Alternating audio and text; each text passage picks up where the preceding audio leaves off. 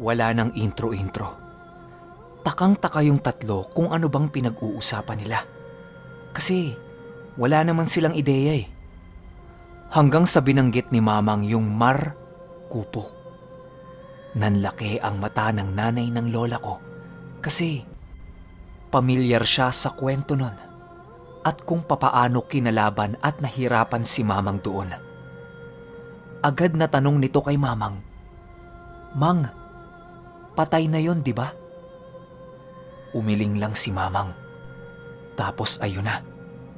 Kinuwento na ni Mamang na humingi siya ng tulong doon para makita sina Brownie at Blackie.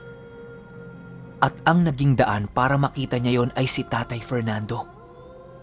Dito pinadaan nung Mar Kupo yung mga senyales para matunton kung nasaan yung mga aso niya.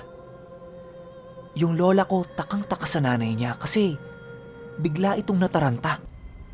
Sinarado lahat ng bintana, pinto, tapos nagsaboy ng asin kahit wala pang sinasabi si Mamang.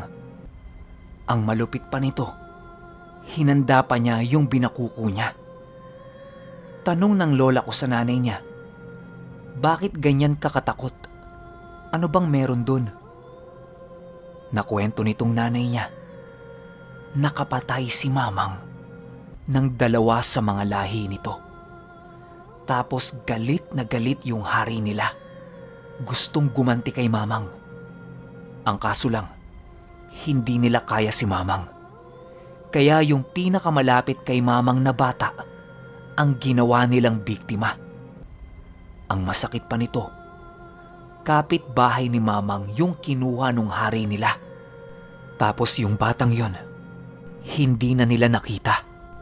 Sinubukan ni Mamang na pasapian yung isa sa mga kapitbahay nila. Sobrang lakas nun. Halos masira lahat ng mga gamit sa bahay. Nung napatigil ni Mamang sa paggalaw yun, una agad tinanong ni Mamang kung saan dinala yung bata. Ano ba ang gusto nilang kapalit para isoli yun? Ang sagot nung hari, Ikaw ang gusto namin. Bakit mo pinatay yung dalawa kong anak? Akala ko ba magkaibigan tayo? Bakit? hindi alam ni Mamang na mga anak niya yon. Ang alam niya lang, sinubukan nung dalawang yon na kunin yung anak ng magsasaka na babae. Minarkahan nila yon at saktong 8 araw, mamamatay yung babae na yon. Ang kaso lang, naagapan ni Mamang tapos pinatay niya yon kaagad. Hindi na niya kinausap pa. Kung alam lang sana ni Mamang na mga anak niya yon, kakausapin niya ng maayos. Kaso hindi. Biglang nanlambot si Mamang nung mga oras na yon. Tapos binitawan niya yung pasyente niya. Maya-maya pa, kumalas na sa katawan ng pasyente niya yung espiritu ng hari ng mga Mar Kupo. Doon napagtanto ni Mamang na meron siyang nagawang pagkakamali. Narinig yun lahat ng mga kapitbahay nila. At magmula nun, lahat ng mga tao sa lugar na yon nagalit kay Mamang. Tapos yung bata, nakita nila sa gilid ng ilog.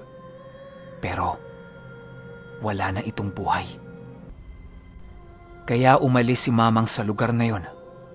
Bit-bit ang hinanakit ng puso niya. Pero ilang taon na din namang nangyari yon. Habang nasa kalagitnaan sila ng kwentuhan, hindi nila namalaya na lumalalim na ang gabi. Ang sabi ni Tatay Fernando, maglalaga siya ng kamote para bukas hindi na siya maglalaga, kakain na lang siya. Lumabas si Tatay Fernando para kumuha ng kawayan. Maya-maya pa, bigla itong nagsisisigaw. Tumakbo silang lahat para tingnan kung bakit. Yung lola ko yung unang nakalabas. Nakita niyang nakaturo si Tatay Fernando sa itaas ng isang puno. Pag-angat ng tingin ng lola ko, meron siyang nakitang nakahubot-hubad na tao. Sobrang haba ng buhok, punong-puno ng langis ang katawan. Nakalingkis ito sa puno habang nakabuka ang bibig nito at tumutulo ang laway na parabang takam na takam sa kanilang dalawa. Paglabas ni Mamang, walang sabi-sabi. Meron itong kinuhang mga pinatuyong dahon sa bulsa niya at isinaboy niya doon sa puno. Rinig na rinig nilang lahat yung tili ng babae na yon para itong sinusunog ng buhay. Tapos nakita ng lola ko na napakabilis nung umakyat sa itaas ng puno. Para niyang pinapadulas yung katawan niya, pero pataas. Pagsaboy ni Mamang nun, dumakot ito ng lupa, tapos hinagis niya yon sa pinakataas ng puno. Matapos yon, may narinig silang malakas na pagbagsak sa likod ng puno. Dali-daling tumakbo si Mamang doon, pero wala na siyang naabutan. Habang pabalik si Mamang na naglalakad papasok sa bahay nila, mura ito ng mura. Tapos ang sabi niya, magsipasok na sila sa loob. Gusto niyang abangan yung mga nasa labas. Ang kaso lang, inaantok na siya. Tsaka, mga takbuhin naman kasi. Sa isip ng lola ko, alam niyang hindi matutulog tong matanda. Sinasabi niya lang yun para matulog sila. Pero talagang aabangan niya yon. Hindi nga siya nagkamali. Oras na ng tulugan. Naririnig pa rin ng lola ko si Mamang na nilalaro yung mga aso niya. Sa sobrang miss niya sa mga ito, nilagay niya na yon sa kwarto niya. Habang pinapakinggan niya, unti-unti na siyang inaantok. Hanggang sa tuluyan na siyang nakatulog. Maya-maya pa, naalimpungatan yung lola ko kasi ang daming kalabugang nangyayari sa labas. Kasabay niyan, naririnig na naman niya yung tunog na tss, tss, tss. Bumangon siya para pakiramdaman yung paligid. Kabadong nakikiramdam yung lola ko. Tapos yung tunog na naririnig niya, palakas naman ang palakas. Tapos nang gagaling yun sa kwarto ni Mamang. Tumayo yung lola ko tapos kumuha siya ng tubig. Binasa niya yung mukha niya kasi baka panaginip na naman eh. Pero hindi. Totoong nangyayari talaga. Huminga ng malalim yung lola ko habang dahan-dahan siyang naglalakad papunta sa kwarto ni Mamang. Nakita niyang nakabukas ng konti yung pintuan nito. Nung sumilip ang lola ko, napakadilim. Wala siya gaanong maaninag. Nung unti-unti nang nasasanay yung mata niya sa dilim, nakita niyang nakadipa si Mamang habang gumagalaw-galaw ang ulo nito na may kasabay na tunog na tss, tss, tss. Dire-diretso lang yung kalampagan sa labas. Maya-maya pa, biglang tumahimik ang paligid. Maski si Mamang, tumigil sa ginagawa niya. Ilang segundong katahimikan yon nang biglang may narinig yung lola ko na hingal. Magaspang ang paghingal nito na parang hirap na hirap. Biglang umupo si Mamang. Tapos meron itong sinaboy na kung ano sa bintana niya. Hindi na nakita ng lola ko. Gawa nga ng madilim eh. Pero nakalagay yon sa parang maliit na supot. Patuloy niyang binubuhos yon sa kung saan. Tapos kasabay nung pagbuhos, nakakarinig yung lola ko na mahinang pag-iyak. Parang nakatakip yung bibig nito pero umiiyak siya. Matapos gawin ni mamang yon, umalingasaw yung sobrang bahong amoy. Napakalansa. Halos masuka-suka yung lola ko. Narinig siya ni mamang sa labas. Nakita niyang sumenya si mamang na parang ilayo nyo na yan dito. Ilayo nyo na. Kasi yung kamay ni mamang parang papalayo sa bintana eh. Tapos nun, lumapit siya sa lola ko at meron siyang pinahid sa ilong nito. Ayon sa lola ko, sobrang bango nung pinahid ni mamang sa ilong niya. Parang sariwang bulaklak na hindi maintindihan. Matapos yan, unti-unti nang gumaan ang pakiramdam niya. Ayan na naman. Ang dami na namang tanong ng lola ko kay mamang. Pero si mamang hindi na sumasagot. Ang huling sinabi na lang nito sa kanya, patay na yung dalawa, pero may 4 pa silang aabangan. Biglang nagkaroon ng tanong sa isip yung lola ko na, 4 na aabangan? Sila? Mag-isa lang naman si mamang. Matapos yan ay pinatulog na siya ni mamang. At ang sabi, kapag may narinig pa siyang kakaibang tunog, wag na lang niyang papansinin. Kinaumagahan, paggising ng lola ko, naabutan niya si mamang na nagwawali sa tapat ng bintana ng kwarto nito.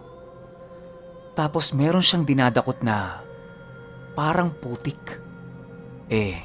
Imposible namang maging putik yung lupa doon kasi hindi naman umulan ng gabi. Tapos hindi naman abot ng tubig yung pwesto na yon. Maliban na lang kung nagbuhos si mamang ng tubig doon. Nakita ng lola ko na dinadakot yun ni mamang. Tanong ng lola ko kay mamang, Mang, ano yan? Ang sabi ni mamang sa kanya, pataba sa lupa. Pagtapos dakutin ni mamang yon, nilagay niya sa lupa nung mga pananim niya. Duda yung lola ko na pataba yun sa lupa. Ang nasa isip niya nung mga oras na yon, baka mga dugo o mga lamang loob yun ng kung sino mang nilalang. Kasi bukod sa putik yung itsura nun, may masangsang din na amoy yun. Yun pang lupa na pinaglagyan ni mamang ng pataba. Yun yung area na hindi sila kumukuha ng mga gulay. Tapos yun din yung mga dinidikdik niya kapag gumagawa siya ng mga pangontra sa mga aswang. Matapos yan, nagsalansa na yung lola ko ng panggatong para sa ilalaga niyang kamote. Si mamang nakaupo lang sa labas habang ngumunguya ng nganga niya. Maya-maya pa, pumasok sa loob si mamang. Kausap nito yung nanay ng lola ko. Nakwento niya dito, alam na niya kung papaano napatay ng mga aswang yung mga alaga nilang baboy kahit na nakabantay dito yung mga alaga niyang aso. Ginamitan ng aswang ng usok hipno yung mga aso niya. Ayon sa lola ko, mataas na kaalaman ito ng isang aswang. Kahit nasa bahay lang sila, kaya nilang paabutin yung usok sa gusto nilang biktimahin. Tapos unti-unti itong makakaramdam ng pagkahilo, tapos hihimatayin. Pero sa tao bibihira itong tumalab. Mas tumatalab ito sa mga alagang hayop, lalo na sa mga aso. Gawa ng malalakas ang pang-amoy ng mga ito, kaya halos triple o mas higit pa ang epekto nun sa kanila. Yun yung dahilan kaya nagawa nilang patayin yung mga alaga nila. Marami pa sanang itatanong si mamang, kaso lang biglang parang nasuka-suka sa gilid yung lola ko, kaya nawala ang atensyon niya sa kausap nila. Tapos hinayaan niya na yung mga kaibigan niya natapusin ang buhay nun. Pinawakwak niya yung tiyan. Tapos pinakalat niya sa iba't ibang sulok ng lupain niya yung mga laman loob. Pero dapat nakabaon yun sa ilalim ng lupa. Senyales yan para sa mga susunod pang aswang na mamamatay sila oras na pumasok sila sa teritoryo ni Mamang. Ang kaso lang, matibay at malakas din ang makakaharap ni Mamang. Sinabi na yon ng kaibigan niyang Markupo sa kanya. Binigyan siya ng babala na gumagamit yon ng mga batang aswang para makipagkaibigan sa mga batang miyembro ng pamilya. Tapos uunti-untiin nilang lasunin ang utak nun hanggang sa pagbuksan na sila ng pintuan ng bahay at doon magsisimula ang pag-atake ng mga yon. Minsan na ding nagtagpo ang landas ng Markupo tsaka nung lahi ng aswang na to. Pero dahil wala namang nangyayari sa laban nila, nagpasya silang itigil na yon kasi nagsasayang lang sila ng panahon eh. Itong mga lahing ito, parehong tao ang gustong biktimahin. Ang kinaibahan lang sa Markupo, ang kinukuha lang ng mga ito, yung mga naninira ng kaharian nila o hindi kaya mga dayo din. Pero ayon kay Mamang, mas magandang makipagkaibigan sa mga ito kesa sa mga aswang. Kasi kapag naging kaibigan ka ng Markupo, habang buhay nilang tatandaan yon. Hindi tulad sa mga aswang na pwedeng-pwede kang traidorin. Lalo pa, markado si Mamang na pumapatay ng mga aswang. Matapos ang diskusyon nilang yan, ang sabi ni Mamang, babalik siya sa ilog. Magpapagulong siya ulit ng mga bato. Mga ilang araw magiging tahimik ang bahay nila. Pero pagpatak ng unang Biyernes ng buwan, babalik yung mga nilalang na yon para muling manggulo. Ang masakit pa nito, baka tuluyan silang mapasok sa loob ng bahay nila. Hindi naman nila alam kung para saan ba yung paggulong-gulong ng bato ni Mamang. Kaya sumama na lang yung lola ko kay Mamang. Wala naman siyang gagawin sa kanila eh. Habang naglalakad sila, ito talagang hindi malimutan ng lola ko to hanggang sa nagkaedad na siya. Ang sabi ni Mamang sa kanya, walang dapat katakutan. Lahat ng takot natin ay nasa isip lang. Kapag nagpatalo ka sa takot mo, tuluyan ka ng kakainin nito at hindi ka na makakaahon. Sa una, normal lang maging takot at duwag. Pero sa pangalawa, pangatlo, pang-apat at sa mga susunod pa, hindi na dapat. Matuto kang harapin ang lahat ng takot mo. Kapag nalagpasan mo yan ng isang beses, habang buhay ka nang hindi matatakot sa kung anumang kinatatakutan mo. Panatilihin mong buo ang paniniwala mo sa mga bagay na sinasamba mo at matuto kang rumespeto sa lahat ng nakikita ng mga mata mo. Kapag natutunan mo na ang lahat ng yan, mararamdaman mo sa sarili mo na palagi kang merong kakampi sa oras na kailangan mo ng karamay. Matapos sabihin ni Mamang yan sa lola ko, para siyang inihipan ng napakalamig na hangin. Tapos, ang gaan-gaan ng katawan niya. Nung nakarating na sila sa ilog, nagritwal-ritwal na naman si Mamang. Tapos nagpagulong na naman ito ng mga bato sa ilog. Tinanong ng lola ko kung para saan yun. Ang sabi ni Mamang, malalaman din niya sa tamang oras. Huwag muna sa ngayon. Baka kasi hindi magkatotoo yung hinihiling niya sa mga batong pinapagulong niya. Matapos yan, bumalik sila sa bahay nila. Lumipas ang buong araw na yon na normal lang yung mga nangyayari. Kahit nung gabi, wala namang kakaiba. Lumipas ang isang linggo na namuhay sila ng normal lang. Wala talagang kakaiba. Ni hindi nga nila nakitang nakipag-usap si Mamang sa mga kaibigan nito eh. Hanggang sa tumungtong na ang araw ng Biyernes. Nakita nilang nakaupo si Mamang sa labas ng bahay nila. Mumunguya ng nganga, tapos may mga tinuturo-turo ito sa malayo. Tuturo sa taas, sa baba, sa mga gilid. Tinanong ng lola ko kung anong ginagawa niya. Ang sabi ni Mamang sa kanya, "Tingnan mo yung bandang kaliwa." Pagtingin ng lola ko, nanigas ang buong katawan niya.